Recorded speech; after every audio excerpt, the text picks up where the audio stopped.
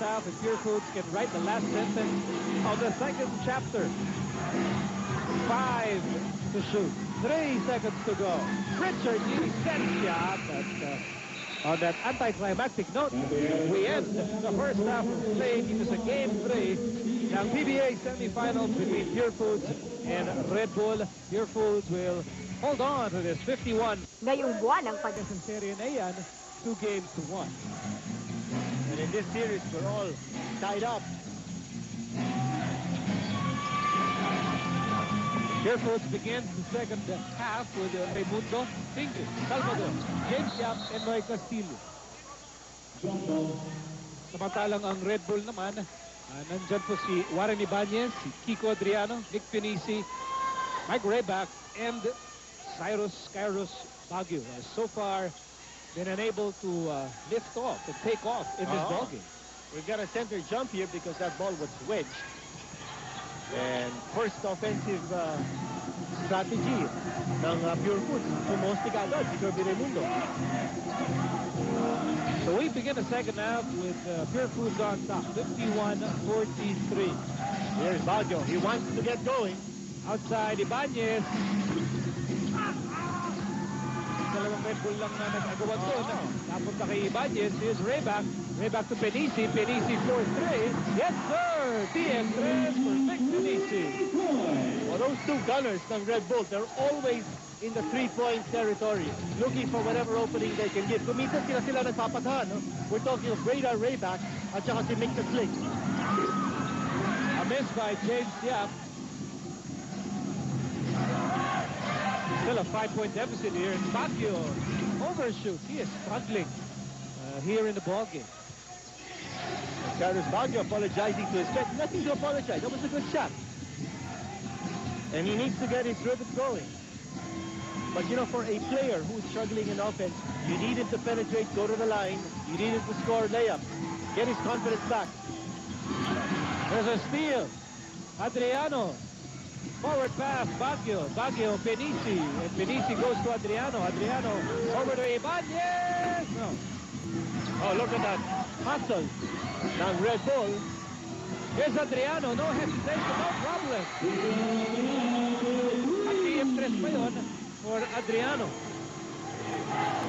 They don't look now, but it's just a 2-point ball game with 2 minutes having gone by in the third quarter. You see how big the three-point shot is. It's a great equalizer for PBA. The only shots taken by Red Bull, or rather the only points scored by them, came from the three-point distance. And in the wink of an eye, dalawa na lang ang lamang ng Purefoods. Here's that TM3. Adriano, nobody guarding him. He takes it, he makes it. Tinsan nyo ng bagong TM Discarte Sim, 30 pesos lang. Bagong Discarte ka na. Cyrus Baguio tagged with his third personal foul.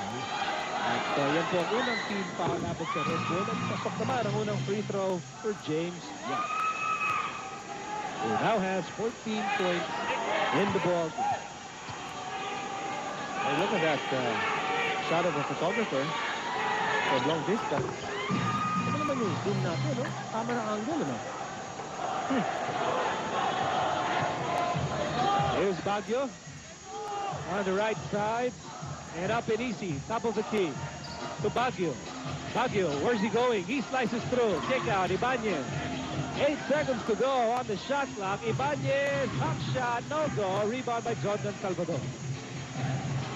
And you notice, in that situation, Purefoods will eliminate the scorers from handling the ball and going for the last shot. That time was running down on the shot clock, and they wanted the ball in the hands of a non-shooter like Ibanez. Who gets the ball? It's with Kirby. Shot Wants clock to running out. shoot. He doesn't know it. He He doesn't know it. He should have looked at the shot clock. That ball did not hit the ring. Raimundo not aware, or rather Castillo not aware of the situation. Here's Adriano. Siyang umaatake dito. I think he'll go to the line. That's what you call it. Bahala na si Batman right. Oo. Wala dito na ni Adriano. Purefoods, they don't know what happened kanina, no? When the shot clock ran out of them, and nagkakagulo sila doon. They were really disorganized. And Adriano is taking advantage. That's what you call a veteran move. Nakita niya, na hindi pa nakaka-set up yung depensa ng Purefoods because nagkagulo sila. In the last offensive thrust, he went straight to the hole. And he also picked up the fourth personal of Kirby Raimundo. That's right. It's a big fish right there. You're Kiko, pero parang boxing din yan. You have to protect yourself at all times. And malaboxing nga itong contest natin, no? Game 3 in our semi-final series. Kirby, in this series, the first round went to Purefoods. Second round went to Redbull. And in this third round, so far, Purefoods leading the way, but Redbull refusing to be left behind. Kirby Raimundo with a daredevil drive. Oh, missing his free throw.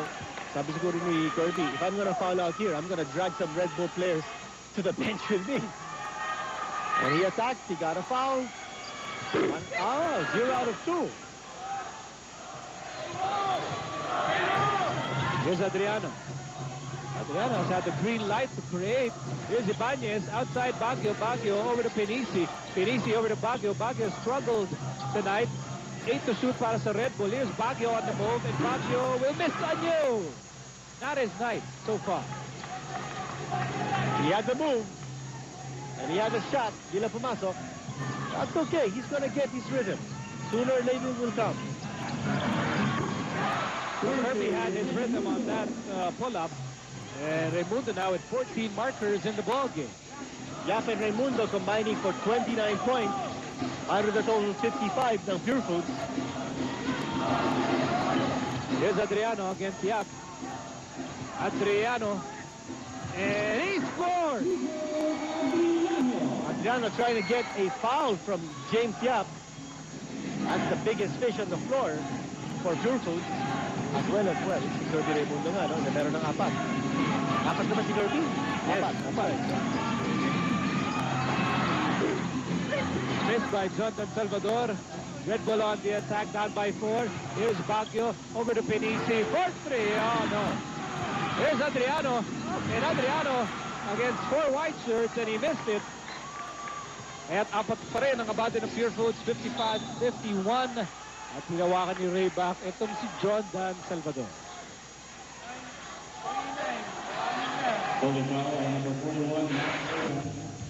Here's the Kiko machine. Kiko Adriano. That's a fearless drive right there. And James Yap.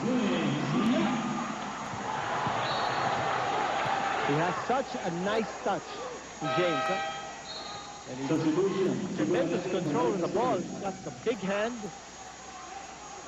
Yan po ang ating 2006 MVP, James Yap, si Chico Lanete. Mr. Energy Man, back on the floor para sa Purefoods. Yap. No. Bola na punta kay Baguio. Here's Baguio. Ibanez on the move. Ibanez overshoot. Napalakas yung kanyang layup. Takbo tayo sa kabilang paring is Lanete. Lanete. Almost, but not quite.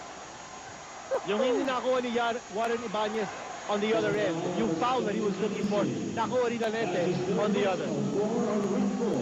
Oh, look at that. Personal foul against Nick Penisi. Boy, itong panagot eh. Rocky Lanete, every time he checks in the ball game, something happened. The game shifts to a higher gear. Oo. Yan ang panagot ni Coach Ray Gregorio kay Warren Ibanez. No? By the way, Topex Robinson, hindi pa naglalaro dito. No? He is suited up. He didn't play in game number 2. Lanete. 2 out of 2.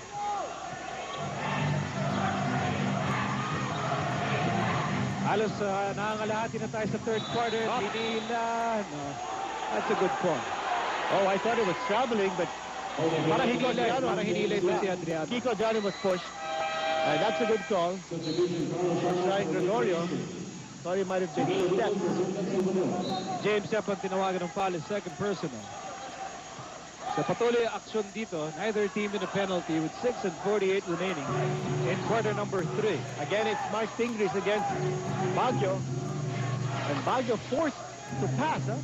He's not taking the shot. Oh, what a move. Ibanez. Yes, wasn't ready for that nifty pass.